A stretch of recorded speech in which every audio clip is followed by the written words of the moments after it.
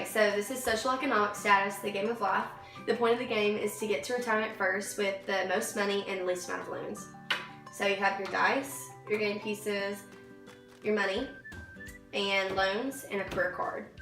First thing you're going to do is designate somebody to be the banker, so they will be in control of all of this.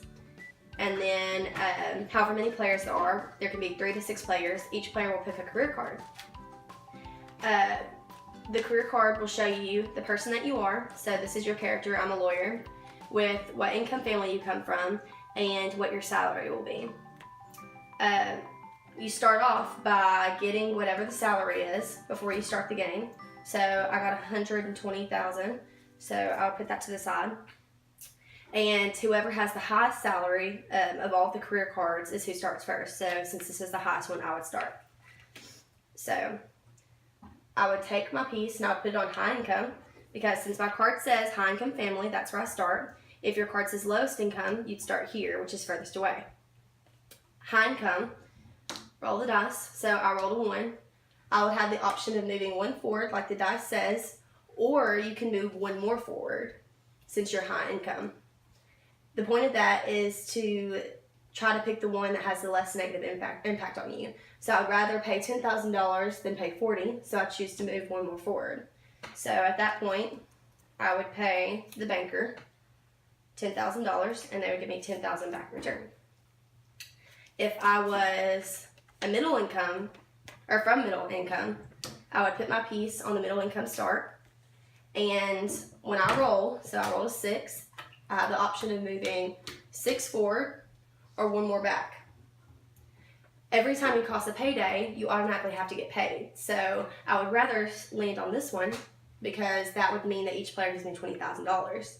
So I stay there.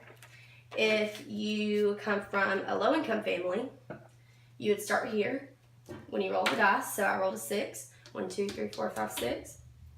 When you land here, you cannot move forward or backwards. You have to land exactly where, or on what number the dice rolled.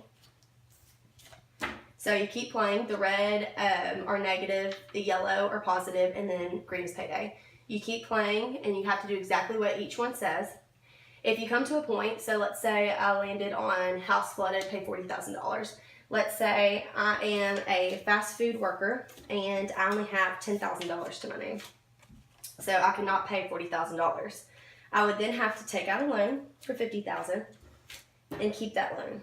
And then, so at that point, I could pull out $50,000 from the bank. And you need to keep your loans until the end of the game.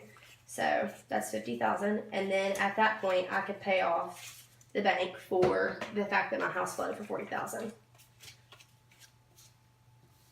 At the end of the game, you have the option of going to countryside retirement, which you have to pay $50,000 if you have the money to go there. Or if you don't have the money, you can continue moving until you get to the nursing home, which you don't have to pay any money to get to.